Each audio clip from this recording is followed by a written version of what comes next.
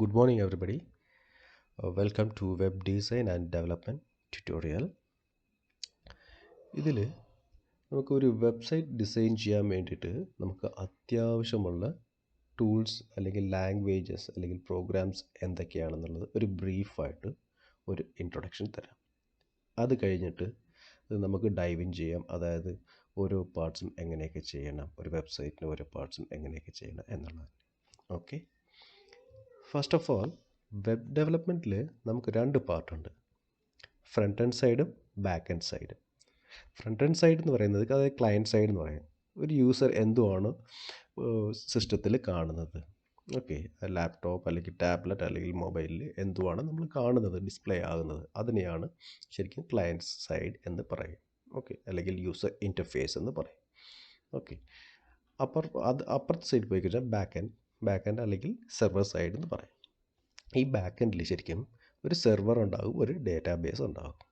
ഈ സെർവർ എന്ന് പറയുന്നത് ശരിക്കും ഡാറ്റാബേസിൽ നിന്നുള്ള ഇൻഫർമേഷൻസിനെ കളക്ട് ചെയ്തിട്ട് നമുക്ക് ഫ്രണ്ട് എൻഡിൽ കൊണ്ടുവന്ന് തരാൻ വേണ്ടിയിട്ടാണ് ഈ സെർവർ നമ്മൾ യൂസ് ചെയ്യുന്നത്. ഓക്കെ, അപ്പോൾ ചില സമയങ്ങളിൽ ഈ സെർവറും ഡേറ്റാബേസും ഒരേ മെഷീൻ തന്നെ ആയിരിക്കും, ഒരേ സിസ്റ്റം തന്നെ ആയിരിക്കും. ഇപ്പോൾ ചെറിയ ചെറിയ പ്രോജക്ട്സ്, ഇപ്പോൾ വലിയ വലിയ പ്രോജക്ട്സ് ഒക്കെ ആണെന്നുണ്ടെങ്കിൽ ഇത് രണ്ടും വേറെ വേറെയൊക്കെ ആയിരിക്കും.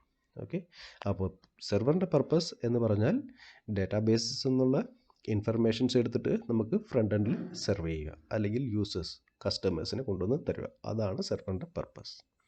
ഓക്കെ, ഇപ്പോൾ ഫ്രണ്ട് എൻഡിൽ നമുക്ക് അറിഞ്ഞിരിക്കേണ്ടത് HTML, CSS, JavaScript, പിന്നെ jQuery, അങ്ങനെയൊക്കെ കുറേ ലാംഗ്വേജസ് ഉണ്ട്. അതൊക്കെ നമ്മൾ അറിഞ്ഞിരിക്കണം. സെർവർ സൈഡിൽ പോയി കഴിഞ്ഞാൽ സെർവർ എന്ന് പറയുന്നത് ഏതെങ്കിലും ഈ പറയുന്ന ഒരു ലാംഗ്വേജിലായിരിക്കും ചെയ്തിരിക്കുന്നത്, അല്ലെങ്കിൽ 2-3 ലാംഗ്വേജിലൊക്കെ ചിലപ്പോൾ ചെയ്യാറുണ്ട്.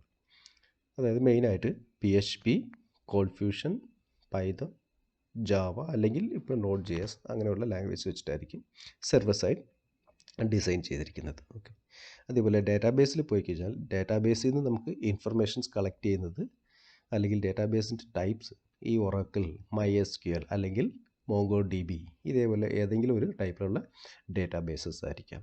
ഓക്കെ, അപ്പോൾ ഈ ഓരോ ഡേറ്റാബേസിൻ്റെയും അതിൻ്റെതായ അഡ്വാൻറ്റേജസ് ഉണ്ട്, ഡിസഡ്വാൻറ്റേജസ് ഉണ്ട്. ഓക്കെ, നമ്മൾ അതിലേക്കൊന്നും പോകുന്നില്ല. നെക്സ്റ്റ്, ഒരു സെർവർ എന്ന് പറഞ്ഞു കഴിഞ്ഞാൽ ഫസ്റ്റ് എന്തുവാണെന്ന് നമുക്ക് നോക്കാം. സെർവർ എന്ന് പറഞ്ഞാൽ ഈ പറഞ്ഞ പോലെ either ഒരു ഡേറ്റാബേസ് സെർവർ ആയിരിക്കാം, അതായത് ഡേറ്റാസ് മാത്രം സ്റ്റോർ ചെയ്യുന്നത്. ഓക്കെ, അല്ലെങ്കിൽ ഒരു വെബ് സെർവർ ആയിരിക്കാം. ഓക്കെ, അല്ലെങ്കിൽ ഒരു മെയിൽ സെർവർ ആയിരിക്കാം, ഇമെയിൽ എക്സ്ചേഞ്ചസ്, അതേപോലെ അല്ലെങ്കിൽ ഒരു FTP സെർവർ ആയിരിക്കാം, കുറേ മൾട്ടിമീഡിയ ഇൻഫർമേഷൻസ്, കുറേ വീഡിയോസ് അല്ലെങ്കിൽ പിക്ചേഴ്സ് അങ്ങനെയൊക്കെ സ്റ്റോർ ചെയ്യുന്നത്, അങ്ങനെ എന്തെങ്കിലുമൊക്കെ ആയിരിക്കാം.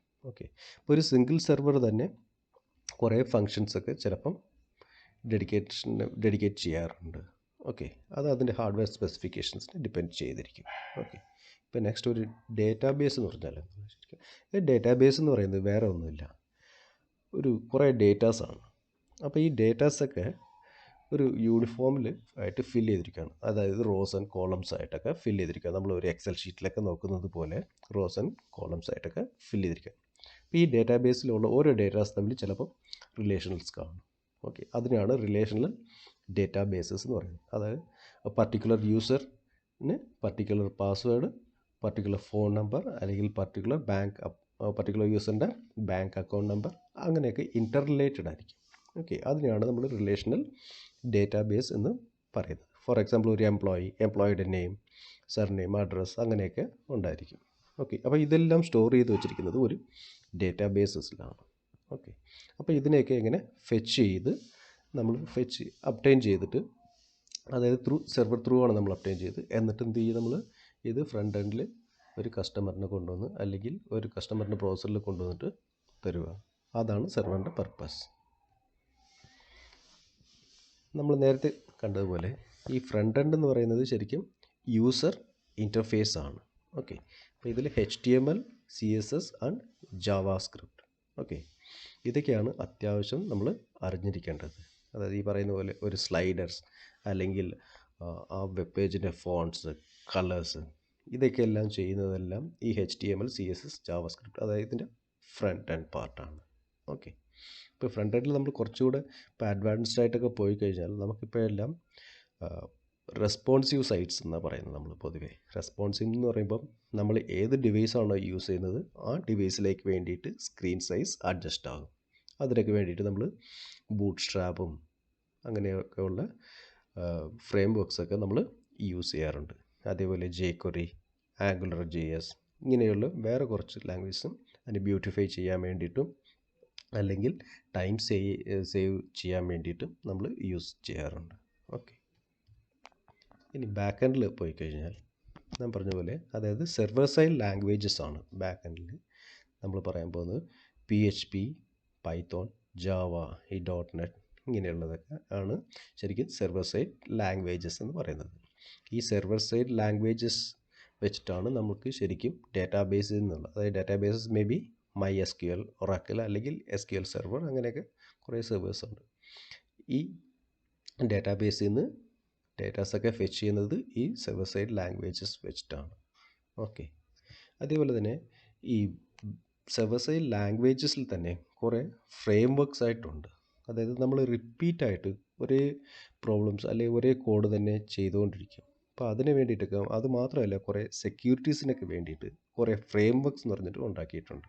ഓക്കെ, അപ്പോൾ അതിൽ നമുക്ക് കുറേ കോഡ്സൊക്കെ എഴുതണമെന്നില്ല. ഒരു 1000 ലൈൻസ് ഓഫ് കോഡ്സൊക്കെ ഇതിൽ വരുമ്പം ഒരു 50 ലൈൻസ് ഓഫ് കോഡ്സൊക്കെ ആയിട്ടൊക്കെ നമുക്ക് കിട്ടും.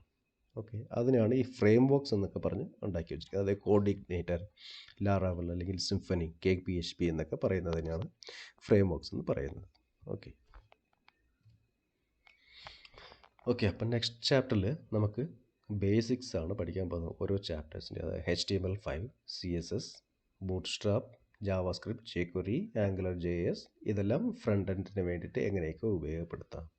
ഇനി ബാക്ക് എൻഡിലേക്ക് വേണ്ടിയിട്ട് ഫസ്റ്റ് നമുക്ക് PHP കവർ ചെയ്യാം, അത് കഴിഞ്ഞിട്ട് കോൾഡ് ഫ്യൂഷൻ, പിന്നെ അത് കഴിഞ്ഞിട്ട് പൈത്തോൺ പ്ലസ് ഫ്ലാസ്കും കവർ ചെയ്യാം. ഡാറ്റാബേസിന് വേണ്ടിയിട്ട് MySQL കുറച്ചുകൂടി എളുപ്പമാണ്. ഇപ്പോൾ ഫസ്റ്റ് അതിൽ നമുക്ക് ഡീൽ ചെയ്യാം. അതിൽ കുറച്ച് വെൽ വേഴ്സ്ഡ് ആയി കഴിയുമ്പോൾ പിന്നെ ബാക്കി